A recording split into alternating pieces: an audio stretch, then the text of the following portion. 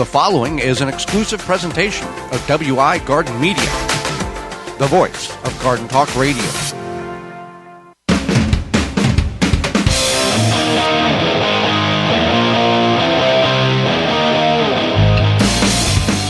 Coming up on the program today, we're going to discuss, does it really work, those home remedies for your garden? Does it make sense? As well as preparing for the fall garden. Our guest is author Jane Barlow Christensen will be with us, and we'll answer your garden questions. The hour is full, so join us. You are listening to the most informationally packed hour of garden-focused radio in the country and on the internet with your host, husband and wife team Joey and Holly Baird. This is the Gardening with Joey and Holly radio show. And welcome to the Gardening with Joey and Holly radio show. Happy that you've taken time out of your day to allow us to be part of it. I am your host, Joey Baird. Beside me is my wife, co-host, best friend, and gardening partner, Holly Baird. This program is for you, about you, to help your garden grow better, to maintain your landscape, grow healthier trees, make your grass look greener, as well as preserving what you grow. Happy you're tuning in, whether you're doing that on one of the 18 AM and FM frequencies.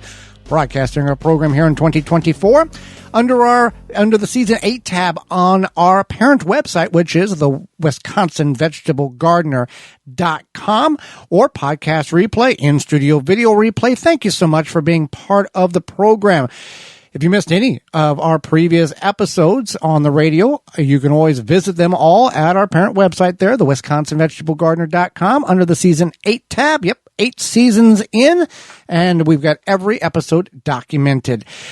You want to be part of the program as we continue? You can do that by sending us an email to gardentalkradio@gmail.com. That's gardentalkradio@gmail.com, and send us your question over, or let us know where you're listening from. You can also give us a call toll-free, coast to coast, at 1-800-927-SHOW. That's 1-800-927-7469.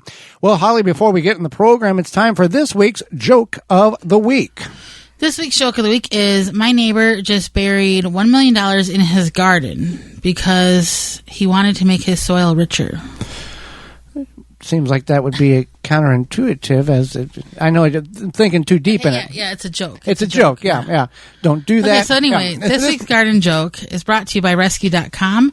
American-made rescue products keep your family home and yard protected from pest insects like wasps, hornets, yellow jackets, flies, ants, and more.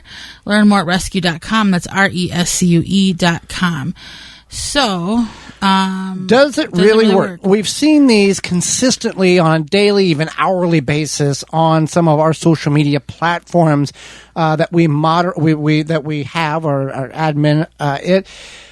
And we're going to go over several of these. Let's start with one that probably some of you have already participated in, which is, I'm going to put some Tums underneath the tomato plant in order to prevent blossom end rot, because that's a lack of calcium. Right. So, this is obviously a myth because we're talking about it, or it doesn't work, but it does work. All of these don't work, okay? So, well, it does work, but you have to have a bunch. We had our first guest of the year back in March, Robert Polovis, was on the program, and he enlightened us. He's the gardenmyth.com guy. And yes, the Tums does work. However, in order to get the proper amount of calcium in the soil for your tomato plant to uptake correctly, you need 80 Tums. The uptake of calcium is not necessarily the exact result of blossom end rot, the blackening of the tomato underneath as it ripens. The problem is inconsistent water, and we've said it time and time again. You can add all the calcium in the world to your soil, but if you don't consistent or regularly water and keep that soil damp to allow the calcium that you have already in your soil to be transferred from the soil into the plant, due to that moisture being in the soil, allowing that transfer to take place, you're going to have the problem over and over and over again. So yes, Tums do work. You need 80 of them per plant, but the much cheaper alternative is just to simply water consistently. And if you really are concerned, there are certain areas where calcium deficiency is a real thing and not a made-up, I saw it on the internet, so I got to do it in my garden. You get a soil test from soilsavvy.com. They'll give you 16 points of analyzation to tell you what you have and what you don't have and how to get what you need in order to have a healthy garden. Right, and I was just reading today about a few things when I was looking at some of these garden myths, and a lot of these macronutrients like calcium, potassium, magnesium, etc. Most soil is not lacking it. No, it's usually something they're lacking, like nitrogen, phosphorus, the big potassium. three. Yeah, in some instances. So this is why it's good to have this education on these garden myths, because you might not even be lacking this nutrient macro. Macro? No, Yeah. it would be micro. Macro and micronutrients. Right. Yeah. So you wouldn't be necessarily even lacking it, but because, the internet exists, or your neighbor from back in 1982 told you this, now you believe it. But again, you're simply just kind of watering the plants, and that's what makes a difference. Another one is Epsom salt prevents blossom end rot. Explain that one. Epsom salt is magnesium sulfate. Blossom end rot is a lack of available calcium. Right. So there's no science here, and this has been stated by a lot of people to add the Epsom salt. And so similar to the Tums, where you put the Tums into around the plant or wherever it may be, then you water. Well, the same thing with the Epsom salt. A lot of people are like, go out there, sprinkle some Epsom salt water in, and it's typically recommended for blossom end rot. And so then your blossom end rot goes away because you watered your plants.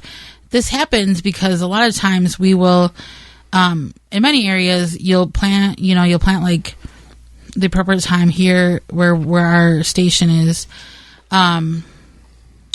It's like Memorial Day weekend. So then, you always get like rain, usually the first week of June or whatever, and then come mid to end of June, early July, it doesn't rain as much. Maybe you're not watering properly, you're not thinking about it, locks up the nutrients in the soil, doesn't allow the plant to access those. You water because you add this Epsom salt, and voila, your problem is solved. It's because of the watering. Another one is homemade weed killer. Now, this is where you take Epsom salt and you take dish soap and you take vinegar and you make this concoction and you spray it on your weeds, and it magically kills the weeds. The vinegar and the salt, the salt and the vinegar and the mixture of the soap attaches itself to the foliage, and it kills it. This does not work simply because there are vinegar-based weed killers on the market. Nat Green Products has a wonderful natural vinegar proprietary-based weed killer. The difference between your vinegar and vinegar that is designed to weed kill is the percentage. Typical over-the-counter vinegar is 3 to 5%. Now it's 5%, and now some of them are, it's 3% now because of whatever the case is. Weed killer on the market is anywhere from 20 to 45% vinegar. It burns the plant. Now, it's not a glyphosate where it goes directly to the roots and eliminates the plant in like 48 hours. This is a more safer way of dealing with weeds. There is several applications in which have to be taken in order to eradicate the weeds in which you're trying to kill in some instances. Some weeds are weak enough in that 20 to 45% vinegar will kill it right away. But making your own concoction at home with your home vinegar and soap and salt, it does not work. Right. That's exactly true. So let's talk about banana water. Banana water. This was a new one for me. So banana water. Here. Everybody's got bananas and they're shoving it in water and they're saying, "Oh, I water my garden." It's not bananas. It's the banana peels. Right. Put it in water and you let it steep for I don't know how many, whatever. Pick a number and that's how long you're supposed to let it steep for. And then you water your houseplants and you water your vegetables. And my goodness, PBS and the home and garden show is right there, video in your garden because it's so wonderful.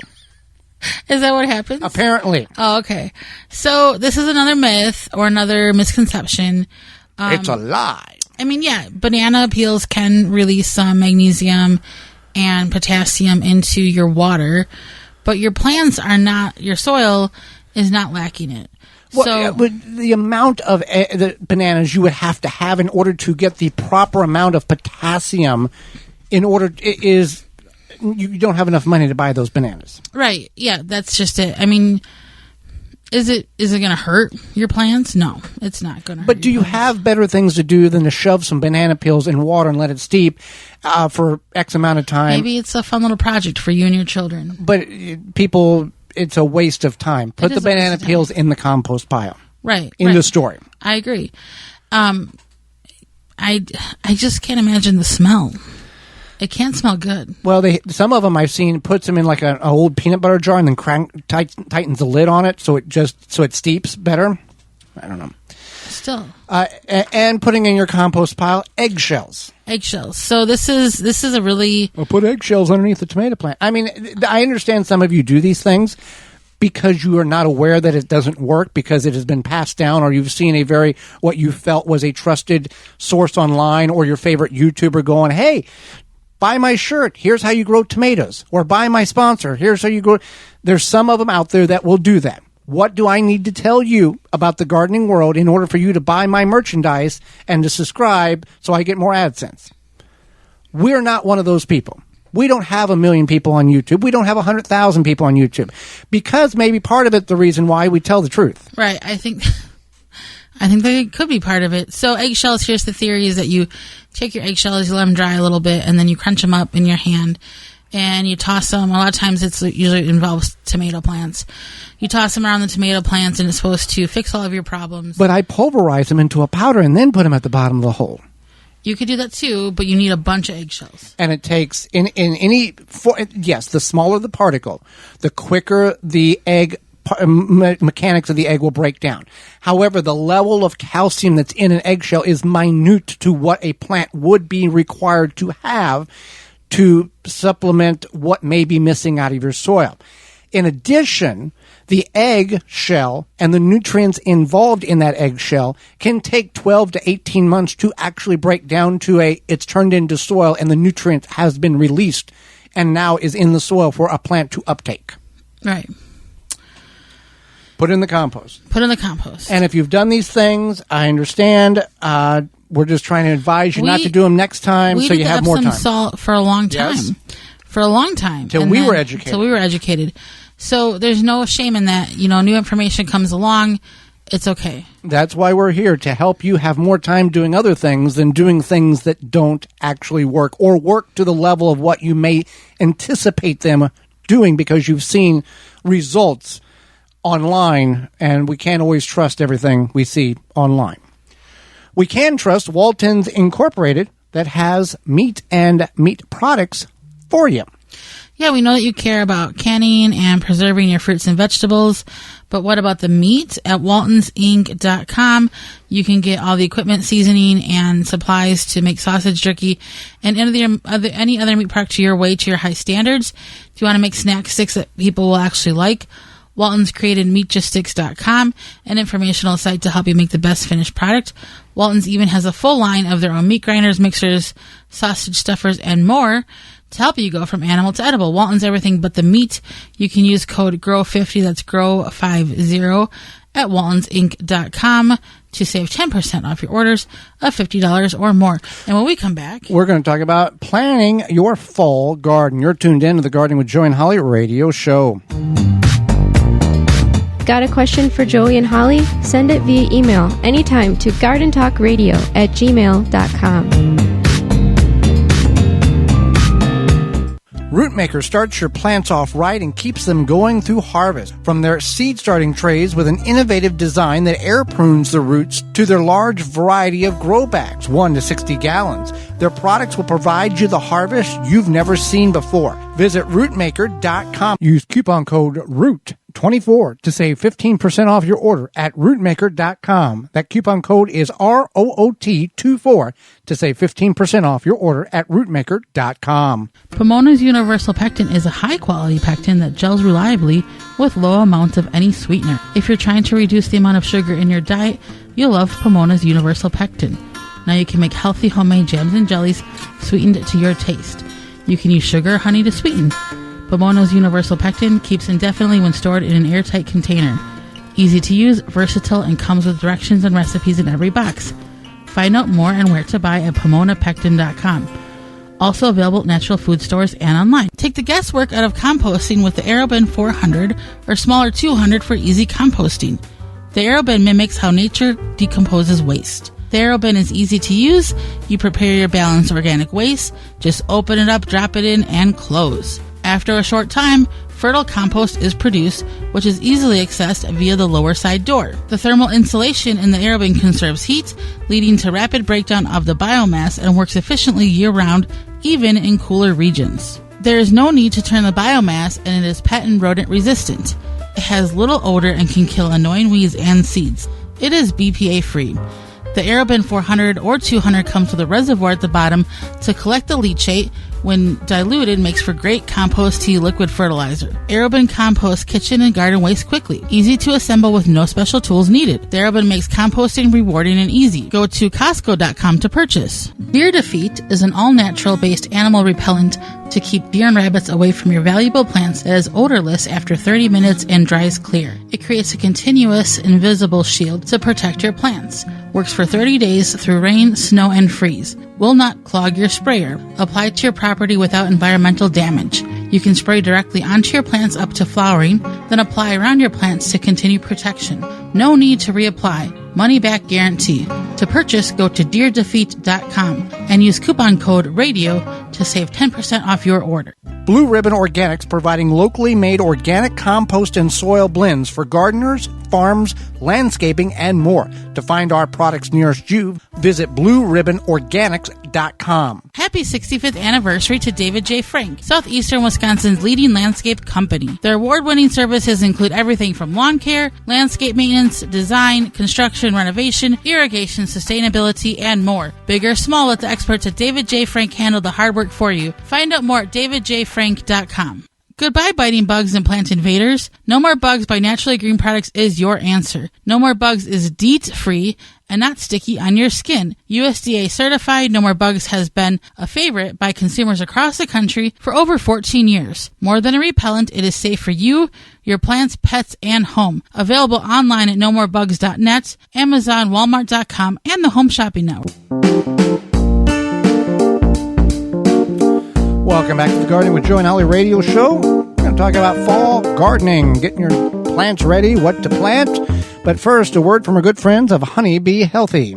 Since 2000, Honey Bee Healthy Inc. has helped beekeepers maintain healthy and thriving hives. Attracting pollinators to your garden this year is as simple as hanging a hummingbird feeder with a mixture of sugar water and Honey Bee Healthy Original.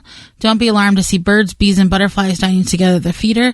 Pollinators coexist peacefully. Honey Bee Healthy Inc. is offering a 10% discount on an 8-ounce bottle of Honey Bee Healthy Original to this show's listeners. Enter discount code BEEGARDEN at checkout.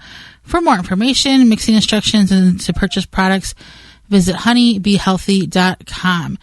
Well, fall is not here. It's not here. But in order to be a successful gardener, one must prepare for the upcoming season well before the season arrives. Just like Big Ag, you're already planning for what you're going to put, how you're going to deal with the fall and next year and what's your crop rotation and all this other stuff. So some people believe, or some people do practice the art of gardening from Memorial Day to Labor Day, and that's the end. Others expand from early, as soon as they can get in the ground, to as late until the frost or the snow comes. And some have worked into their regiment a way of growing a lot almost year-round with low tunnels, high tunnels, and greenhouses. We're going to all the things. We're going to focus on just the simplistic of what you could plant and how to go about doing such. Now, some of these you can plant in the spring, and some of them you can plant in the fall, and then there's some that you could try it and see what happens. You do both. Spinach. Now, with a lot of these are going to be cool weather crops. These are plants in which do not like the heat. And in some instances, as the days get shorter and the nights get cooler, these plants thrive and like it. That's why, for example, let's talk about rutabagas. We've attempted to grow rutabagas in what once a Zone 5 and now a Zone 6 garden in the spring. And out of about 6 years of trying, we were able to harvest very nice rutabagas one year. Then we started planting them in approximately the 1st of August. Rutabagas take 90 days to reach maturity.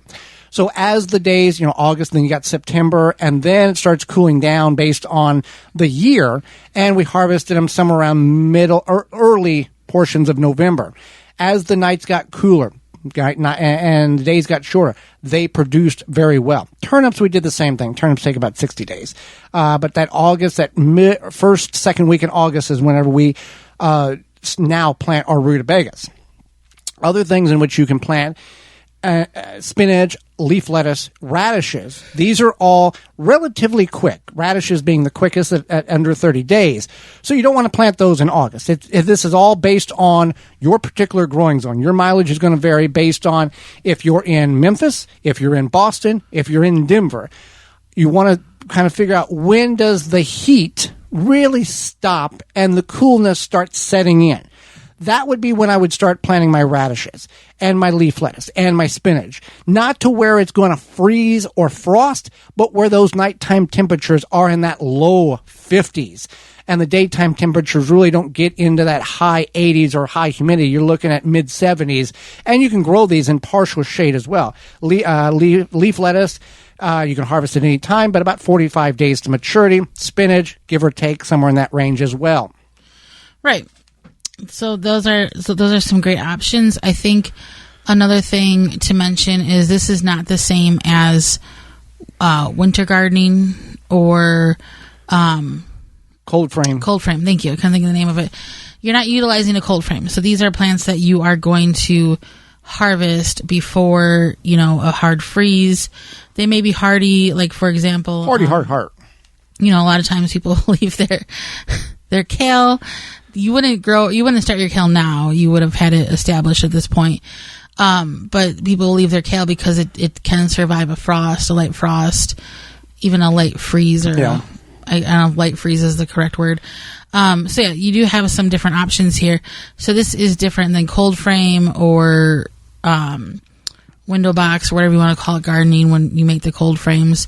This is just like an extension of the season. And I would highly recommend, maybe your cucumbers are done, or who knows, or you just didn't get something planted and you're like, I'm going to give this a try. Give it a try. You might have extra seeds, whatever. Worst case scenario, it doesn't work out for you. If you don't have seeds, you can go to jungseeds.com. That's JUNGSEED.com and use coupon code 10TG24 and get your seeds there. If you missed any coupon codes, by the way, you can go to our parent website, the WisconsinVegetableGardener.com, and underneath the Money tab at the top of the page, all the coupon codes are listed, from air conditioning to water storage to seeds to barbecue stuff. All the sponsors you hear. Right. So, yeah. Let's go with carrots. Let's talk about carrots. And this is one vegetable. I almost said plant. Well, it is a plant. One vegetable that you can actually leave in the ground in the winter. Right. Some people will overwinter them or store them in the ground over winter. So yeah, carrots are a nice plant to grow. 70 days to reach maturity. As you start them, you want to cover them, and this is applicable in spring or fall. For the first 7 to 21 days is how long it takes to germinate, by covering them with a piece of plywood, a piece of cardboard, a 2x4, something in which you're protecting the moisture, or you're preventing the moisture from evaporating out of the soil and keeping it close to the seed coat of the seed. You're going to get a very good stand, about 80% germination, if not more, if you're using fresh seeds. And then every 7 days, you'll check and lift up that board. Is it do you see white stringy things? That's the carrots. Go ahead and remove that board or that covering, and then they will turn green and start flourishing. By overwintering them, I believe this is an old Amish trick. Wherever the carrots are at, you will mound leaves on top of them. And I'm not talking about a couple inches. I'm talking about 2, 3, 4 foot, whatever you got. Big mountain of leaves. Like a whole heap. A whole heap of leaves, so much that the neighborhood kids could hide in it and you wouldn't know they're there. Clubhouse size of leaves. And what you're doing is you're creating a refrigerator. You're covering the carrots, preventing the soil from freezing. And then as you want to harvest them, you would dig back, and you're going to have, the soil is going to be very cold. Dig back and then dig out the carrots. Now, I do not have the statistics on, well, if it's 37 degrees below zero and I'm in Duluth, Minnesota, is this viable? Will it work if I have 7 foot of leaves on top? I don't have that statistic. I'm sure there is something on the World Wide Web, which is now on computers, that would tell you what the parameters of that on. But we're talking, it's October. You got a snow coming. The temperatures are not going to get really below 20, 25, 18. It's not going to be frigid, middle of the Arctic type of temperature when it comes to this. Right. Swiss chard. Swiss chard. That's a good one. Especially if you don't have an opportunity to grow it for a long time, maybe it didn't do well, you'll still get, some sort of, Greens, little... People will substitute or use the substitution. Swiss chard will grow all year round or all summer long. It's not heat sensitive. And if you grow spinach, this is a good alternative. It's not spinach, but it's a good alternative. And for fun, you can make cheesy Swiss chard burritos. Yeah, so this is something Joey likes to do. Basically, you take your Swiss chard... Cut the stem out. Or the center portion of the leaf. And then you take, what kind of cheese do you use? Whatever cheese you like. Shredded cheese. Shredded cheese. That's what I mean, was it sliced or? Yeah, shredded cheese. Shredded, and then you roll them up like a little burrito, taco situation. Mm-hmm. You use toothpicks? Toothpicks. And then what do you do? Well, you can either put it on the grill for about 45 seconds, or you can put it in the microwave for 15 seconds. What occurs is you have that cheese melt and bond to the Swiss chard leaf, and you got this little cheesy, kind of healthy, kind of not healthy treat. Yeah, that's exactly what it is. So... it's delicious. Well, and Swiss chard now, fun little fact, the whole plant is edible, the leaf and the stem. And there's multiple colors. Rainbow Swiss chard, which is, a burgundy, a green, a white, a yellow. Most of the Swiss chard that we grow is white stemmed. And people typically will utilize the leaf portion for the edible. However, we did do pickled Swiss chard stems. And it is one of the most popular videos on our website. It was horrible to eat for us. We did not care for it. It was like, it almost had the texture of pickled celery. Yeah, it was weird. It was like, I think, was it kind of stringy? I don't remember. There was something stringy, that was like, it was just stringy, and it was like chewy. And chewy and then crunchy at the same time. It was odd. It was an odd texture. It was a legit canning from Ball Canning. It was not something we concocted. I feel like if you drank a lot of like Bloody Marys, you probably would like that as a garnish. Maybe if you like celery, kind of. Pickled Swiss chard stems is what the video is listed on the website and on YouTube, and I'm sure there's other people who have done such a thing. Well, Holly, summer is in full swing, and the nasty Japanese beetles are, if not already, soon to be ready to attack and wreak havoc on your yard. If you're looking garden. If you're looking to successfully control beetles without damaging the environment, look no further than Beetle Gone from Phylum Bioproducts, derived from a naturally occurring soil bacteria. Beetle Gone is the only organic solution that successfully controls beetle invaders. Just mix the powder with water and spray it on your plants. Once ingested, the targeted pests will stop feeding and die. And since it's an organic BT product, it's a great choice to use on your fruits, veggies, in addition to your ornamental flowers and trees. Not only does Beetle Gone work, but it's the best product to use because it is safe to be used around beneficial insects such as bees, butterflies, and ladybugs, and has zero water toxicity. Go to BeetleGone.com. The makers from Phylum, you go to BeetleGone.com to learn about Beetle Gone. Or if you want to learn about all the products they have available, go to PhylumBioproducts.com. That's PHYLLOM Bioproducts.com. Who do we have coming up momentarily, Holly? We have Jane. Her name is Jane Barlow. Her name is Jane Barlow Christensen, and she is a master herbalist. And when we come back, hang out with us. You're tuned in to the Gardening with Joey and Holly radio show. Have a garden question? Give Joey and Holly a call now or anytime 24/7. Just dial 1-800-927-SHOW. If you can't get through, leave a message and they will call you back. Call now, 1-800-927-SHOW. Wind River chimes will always be the inspiring harmony.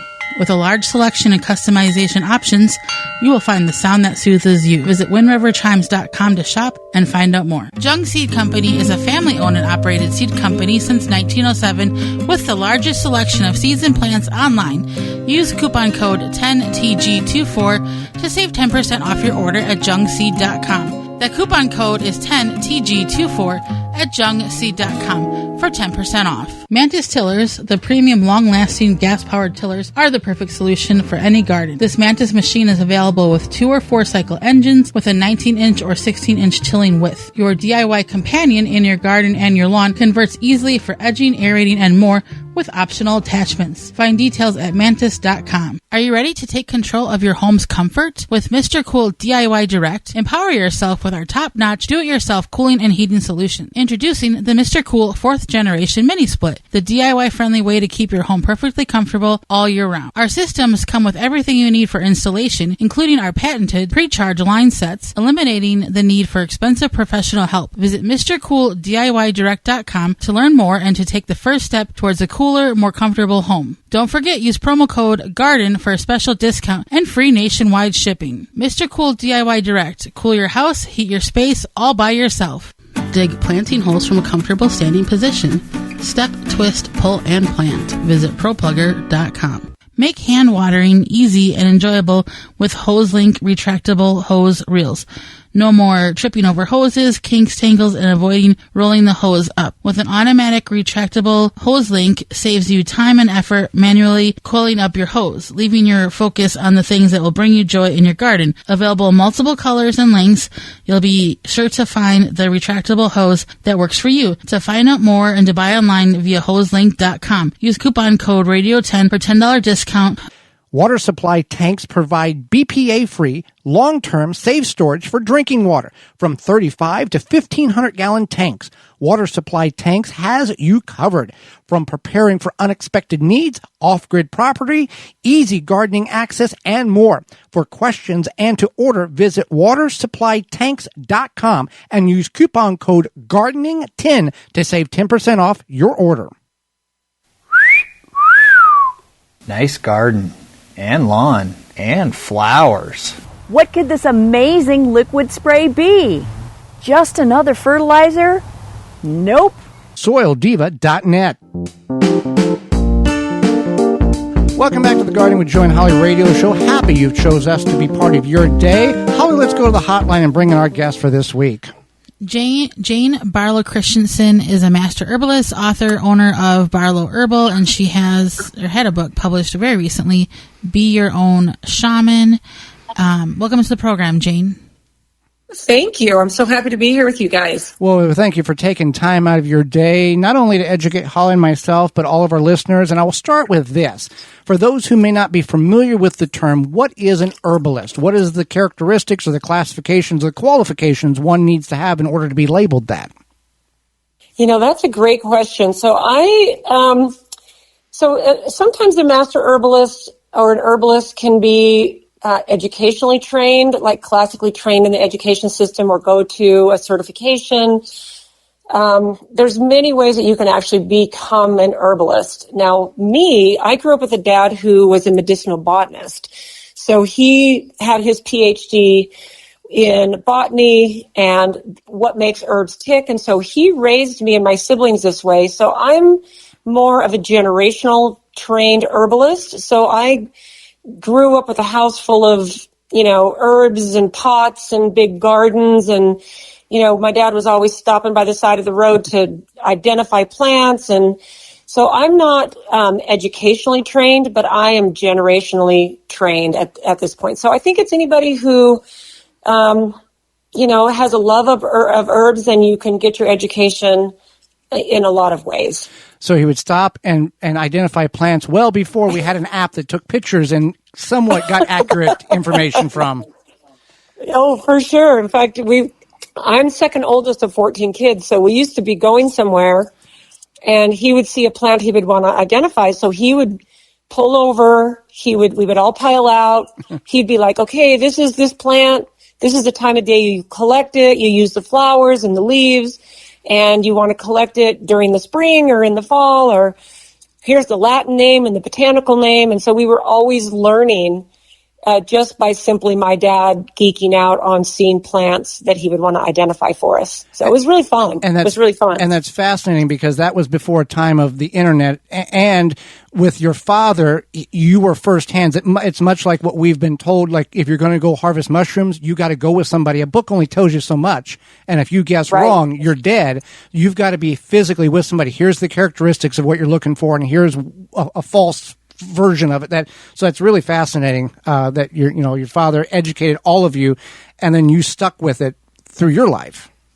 Yeah, I mean, I was raised in the 60s and 70s, so it was absolutely before the internet, and I think that there's something really magical about having the hands-on teacher of, especially if it's your dad or a relative that can actually get your hands on the plant and you can touch them, you can feel them, you can actually see the way the flowers grow and how do you identify, a plant in the daisy family that might be poisonous compared to a plant in the daisy family that's not poisonous. So it's actually that type of learning is so, so cool. And now that I've not only got grown kids, but now I've got grandkids, it's so fun to be able to carry on that piece of beauty and education that my dad gave me. So it's pretty cool. Now, obviously, when he was identifying plants, they would be, I would guess some of them that he didn't know what it was. So would he harvest that and take it back and study and go to the library and that type of thing? You know what? I will honestly tell you, I have no memory of my dad not ever being able to identify a plant. That's really amazing. Yes, yeah. And it's just... It kind of is like heartbreaking because I feel like we've lost a lot of that, not only just in like herbalists, but just a lot of things like farming, older like gardening techniques. What Native Americans knew, this is what killed you, here's what healed you, and we kind of said, we don't want to know that. Yeah, I think you're spot on. I think that, you know what, here's the thing. I have a lot of hope, though, because I see a real rise in people who are interested. And this knowledge is coming back full force. And here's the cool thing, too, when you said, Holly, about Native Americans, my parents, especially my dad, had a true love of Native American plants and their properties. And when I was 4, my parents adopted 3 Eastern Shoshone Native American children. They were 4, 3, and 2. And they were raised right along with us. And so there was that layer of my dad loving Native American plants and then having these 3 Native American siblings that we grew up with, that it just enriched the whole experience of all of that. So I think there's a real rise from my perspective in people being interested in, if I grow a feverfew plant in my flower garden, not only does it look pretty, but I can actually use certain parts of the plant to go after a headache or help with a migraine or, whatever. I think there's a real rise in this type of knowledge coming back. It's such a beautiful thing. I would have to agree, especially with the access to, I know like on TikToks, there's a lot of foragers, a lot of people who make these really quick videos that help other people learn. So I would agree it is coming back. I think there may have been a dip, but people do still spread that information, and it is very promising and helpful. So speaking of information, your book, Be Your Own Shaman, a field guide to utilize 101 of the world's most healing plants. What can you tell us about the book and something to really pique our readers' interest for them to go pick up a copy? I mean, our listeners' interest for them to go pick up a copy. Yeah, so my dad wrote a book on medicinal botany when I was in high school. It was released in 1979, and it was called From the Shepherd's Purse. And it had 48 plants. It, to this day, is still a classic, but my dad passed away 26 years ago, and I've been carrying on his work now for more than a couple of decades. And the whole time that I've been going, not a week goes by that I don't have somebody either call or email and say, hey, you guys need to really republish your dad's book. This is such a classic. And because my dad actually self-published it, that book way back 45 years ago. And it seemed like I needed to update it, and I wanted to add more plants to it. So about 5 years ago, I started doing just that. So his book had 48 plants, and I took those same 48 plants and I updated the pictures and the illustrations, and the medicinal properties of plants don't change. So a lot of his original text. In fact, did you guys end up getting a copy of the book? Not yet. Oh, not yet. Okay. So I was going to say, the way it's laid out is I want people, anybody can pick up this book and not be overwhelmed by too much information, but it's got really usable, user-friendly information. So when I did this, it was kind of like a love letter to my dad and his brilliant, beautiful legacy.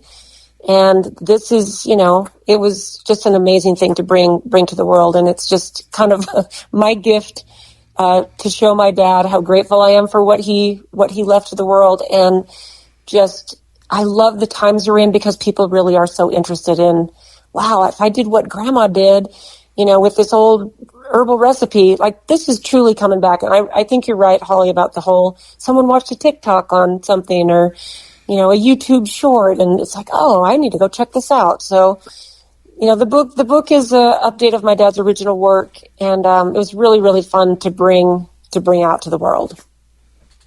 Fantastic. It is, I'm sure it's definitely like an honor and a remembrance as well for your father, or to your father. Yeah. Yeah, he was a cool guy. He sounds like a neat guy. So most people know lavender is a calming herb and common knowledge. What are some common herbs? And you had mentioned feverfew. What is the common herb people may already be growing and they don't know that they're growing it, or they might be interested in growing it that'll fit nicely in their garden with some healing properties that they might have right in their backyard? Yeah, I love that question. So everyone's favorite, the favorite dandelion that we all try to pull and get out of our yards. And, there's so many medicinal properties in a dandelion. And it's not just in the leaves, but in leaves and the flowers, but also in the root. So the root of dandelion, and also the leaves as well, but it's really concentrated in the root, are powerful properties that help detox and support and nourish the liver. And it's really, really well known for that. So to me, in fact, dandelion is one of the plants in the book, was in my dad's original book too. My thing is make sure that you know where you're actually picking the dandelion. That a lot of people spray their yards, and maybe you have a neighbor that sprays, glyphosate or something not good. And hopefully people are educating their neighbors, or they're being, but dandelion is one of those plants that I actually love them in my yard because I use them all the time. Another one, I would say that there's a group of plants that people are really familiar with in their gardens, and that's your common spices like chives and rosemary and basil and thyme and oregano, and even things like lemon balm. These are fun to have in your yard and in your garden. Not only are they pretty and people cook with them, but I don't think people realize the medicinal power punch that they contain, and especially when you get them fresh. A lot of spices that sit in your spice cabinet that are powdered and dried, or maybe have been sitting there for a few months or even a few years, they might still flavor your food, but they don't really give you very much of the benefits that you get from, say, fresh basil or fresh rosemary. So I think it's, the book has really got a lot of spice-heavy plants because people are familiar with, like, every year people love to grow basil in their garden, or keep a pot of basil in their kitchen sink. And there's just, besides like I said, that taste good, there's so many cool things about these plants that are really, really easy for people to go, oh, I can grow this and it tastes good and it's really good for me. Well, how about CBD? Has really taken off. It seems like it's everywhere. One, is it safe to get it from wherever? And two, what are some tips about using it? I know some people are like, "Oh no, it's the plant. I don't want to touch it." That's a misconception. Well, also there's that, but then there's also, there's the oil, there's the gummies, there's the skin cream, whatever. Yeah, the skin cream, all these things. Yeah. So one of the chapters in my book it's the last chapter. Well, it's the last chapter on the plants.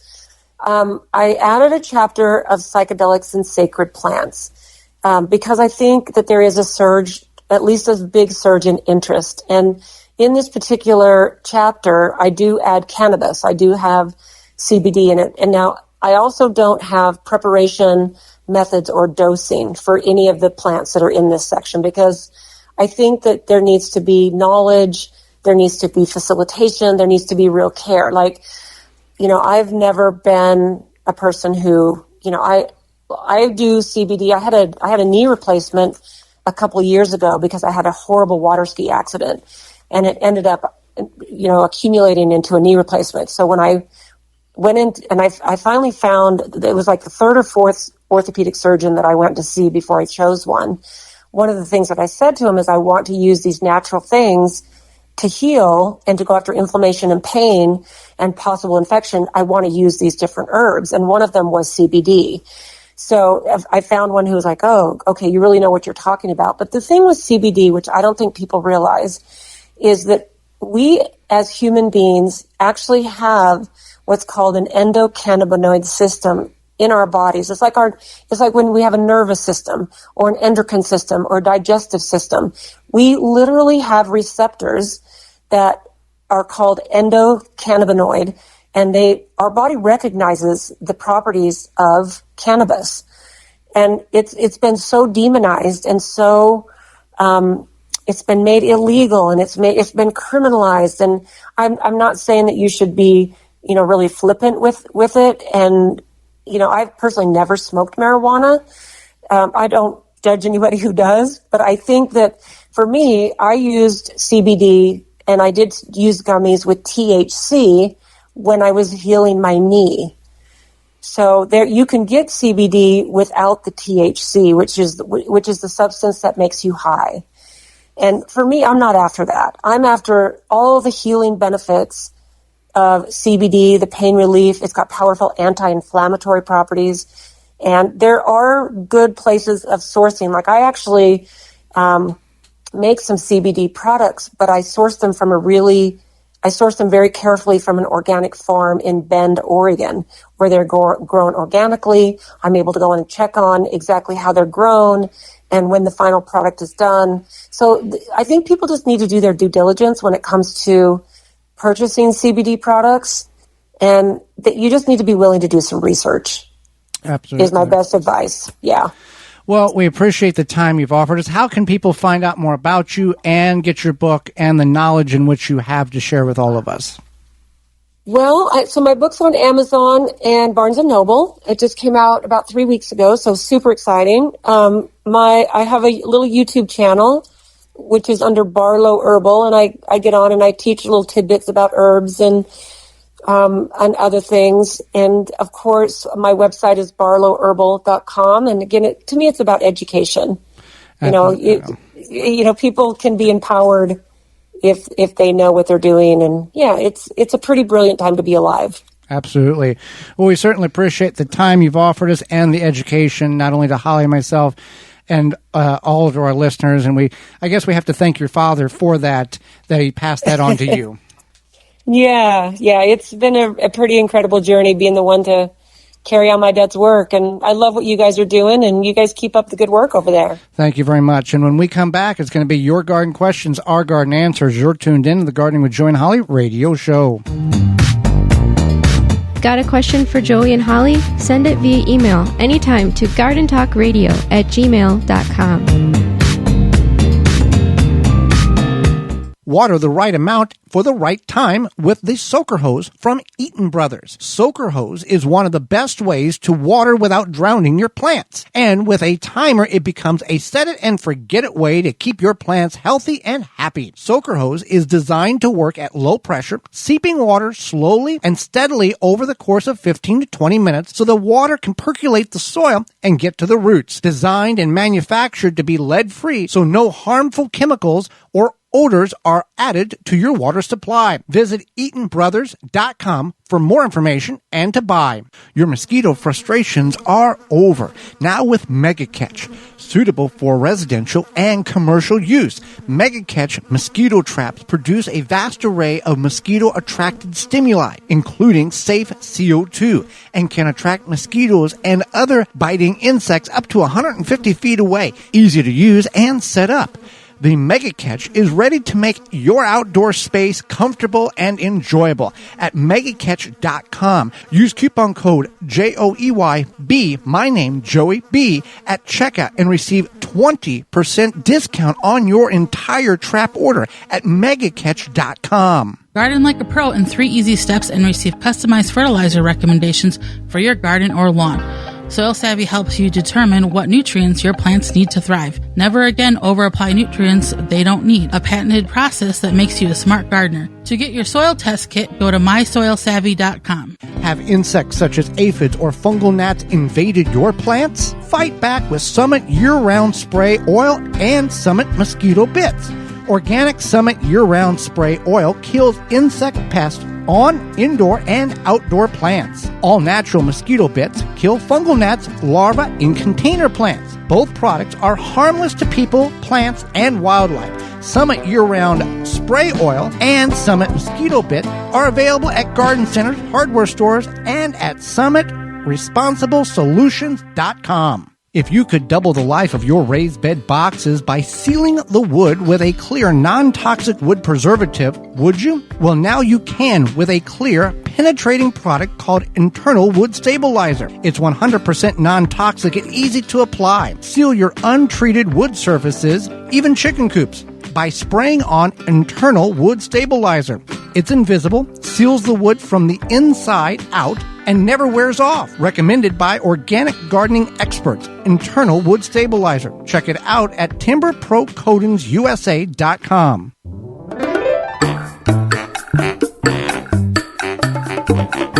Welcome back to the Gardening with Joy and Holly radio show. Happy to have you along today. It's time for your garden questions and our garden answers. If you've got a question, send it on over to gardentalkradio@gmail.com. That's gardentalkradio@gmail.com. Or you can give us a call toll free coast to coast at 1-800-927-SHOW. That's 1-800-927-7469. Let's see what we can get through to the top of the hour, Holly. All right, so the first question is when do I know when it's time to harvest my garlic scapes? Your garlic scapes are going to be a additional growth coming out of the center portion of the plant. This is hard neck only. Soft neck does not have garlic scapes. That's the benefit of growing hard neck in some people's opinion. As that extra growth comes out of the top of the garlic, it's going to go up and curl around. Now, at any point, you could really harvest it, but what you want to wait for is the curl to occur, and then you would remove it with a scissors or snips at the conjunction of where it comes out of the plant. The benefit of doing this is you're not allowing the plant to use additional energy in order to continue to grow that sprout, which would turn into, or that scape, which would turn into a seed pod. It's going to allow more energy to go into the bulb. Now, the scapes are edible, and you can use them. It's a very small window of time that they are used for stir fries and garlic pesto, or people will freeze them for several other different dishes. And you want to do this. This is typically about 3 to 4 weeks prior to your time of harvest for the garlic, the hard neck. But when that curly Q top occurs, then you want to harvest it. And then the indication of when to harvest your garlic is when the lower 2 sets of leaves have died back and turned yellow. You don't have to wait for the whole thing to die off. And we'll talk more about that next week on the program. Okay, so the next question is, when is the best time to harvest eggplant? Eggplant can be harvested really any time you want. It's size. There is what you would normally see in the grocery store palm-size eggplant. And there's, the traditional eggplant that we are most familiar with is the Black Beauty purple eggplant. Now, there are Turkish eggplants, there are white eggplants, there are long, thin, sausage-looking like eggplants. But I think those are called Chinese eggplant, something like that. Yeah. So there's a few different varieties of eggplant. I think most people are probably referring to like the Black Beauty. Right. And you can harvest it really any time, but there's a certain window, and image is more applicable for this particular answer. But you want to get it to about where the store size you would see at the grocery store. You can let it grow bigger, but the bigger is not always better because it will develop a woody texture. Some people, Holly and I are one of those who like to cut them in half-inch pieces and fry them in butter in a cast iron skillet. Other people will turn them into, eggplant parmesan. Yeah, so that's a different dish. Some people just roast them. And we're gonna roast some this year. And as there's people like Scott from Kentucky Ballistics that hates eggplant. So if you're familiar with that YouTube channel. All right, so here's the next question. Yeah. Maybe you ask it. All righty. Let's see here. With the intense heat, should I be watering more than twice a day? I have the irrigation system running at 30-minute increments at 8 a.m. and 5 p.m. I would say that's fine. I can't imagine why you'd want to water more. Well, it depends on a couple of factors. This one here is kind of, okay, here, sit down, let's write this down. If you don't have mulch, if the soil is normally porous and doesn't hold water very well, you have more of a sandy base, you would water more frequently. You definitely want to put mulch. If you have weed barrier, that is kind of a mulch. We've got weed barrier. We've not got the material of mulch on top of that weed barrier yet. That seed-free, chemical seed-free, grass clipping, straw, shredded paper, leaves if you have it, any type of material, preferably natural, that can be put on top to repel the heat. So in these really hot days, it's a variation. If you got really soil that drains very quickly, very sandy soil, have it set up for another 30 minutes at noon. Our soil is compost in our raised beds, and I have it set at 30-minute increments at 8, noon, and 5 under weed barrier with dripworks.com. And we are still finessing that a little bit with this weed barrier thing. That's the weed cloth. It's a whole new world for us. But the weeds aren't there. So makes me feel a little bit better, even though we're still working on getting that all figured out. I have some small peppers forming on my pepper plants, and I feel that it's too soon in Zone 6 to have that happening. Where I live, should I cut them off or leave them on? Well, you can cut them off.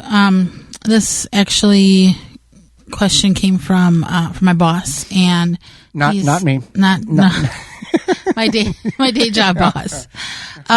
So I assured him he could cut them off. It'll help the plant bush out a bit. It'll help the pepper plant kind of grow more and focus on the growth, because you want those pepper plants to get a little bushy first before they start producing the peppers.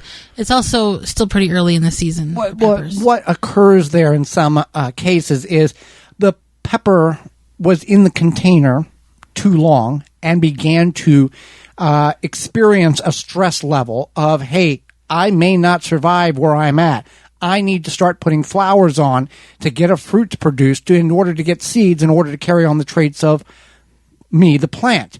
It doesn't care about you. It's naturally designed to carry on the traits. And we'll see that in many vegetables in the instance of it's too dry. They're stressed. They begin to flower. Certain greens will do that as the temperature gets hotter and the days get longer. All these plants that we have are all in a reproductive state to carry on the traits. They are not growing. Mr. and Mrs. Jones is growing me for zucchini, so I need. No, that's not the mindset of a plant.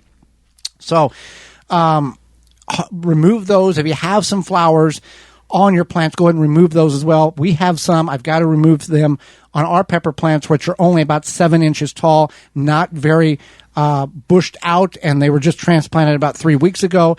So I understand that situation, and that is a good thing to do on peppers. Now, back to our segment 1 where does it really work, many years ago, and it may be still a process that some people practice on their strawberry plants. They'll plant their starts, their strawberry roots this year, and they'll start to grow flowers. And the old saying was, that first year, pull all the flowers off the strawberry plant. Don't let them put berries on to let the roots get established and get more foliage on the plant. Don't do that. You can allow that strawberry plant to produce berries that first year, and it's not going to long-term damage the plant at all. It's doing what it's designed to do, and by removing the flowers, you're actually hurting yourself because you're missing out on that first year of berries. Well, with that being said, we are out of time, and we appreciate yours. It's time to this portion of the program where we discuss what we learned today. I learned a lot about the herbs, the herbalists, the CBD, all of that. From our guest, Jane Barlow Christensen, about how our bodies have this internal processing of the system. Yeah. So I thought that was really interesting. What did you learn? Well, Jane informed us that she comes from a family of 14. 3 that she identified was adopted, and her dad was one of these people that we hear a lot about. That there was never an answer that he did not know the actual, or not a question that he didn't know the actual answer to. Right. And that's pretty amazing. And there's people in the world that will give you an answer to whatever question you have, regardless if it's right or wrong. So when she was talking about her dad, did that make you think about your grandpa? Well, there's very few people, there's very few people in the world in which you can ask a question to and you can trust that the answer they give you is correct. Yeah. Well, what we learned today is brought to you by Honey Bee Healthy. Whether you're a gardener, a bee hobbyist, or a professional beekeeper, Honey Bee Healthy Inc. has the products to help you maintain a healthy hive and thriving garden. For more information on how to use Honey Bee Healthy in your garden, visit honeybeehealthy.com. When we tune in next week to the program, we'll be discussing dealing with bad bugs, what to do with them, how to get them out of your garden, as well as growing fall garlic, all the tips and techniques that you can handle in order to have successful garlic planted this fall and harvested next spring. And our guest is author and gardener Brian Bregatai will be with us and will answer your garden questions. So until next week, for Holly Baird, I'm Joy Baird, and we will see you in the garden.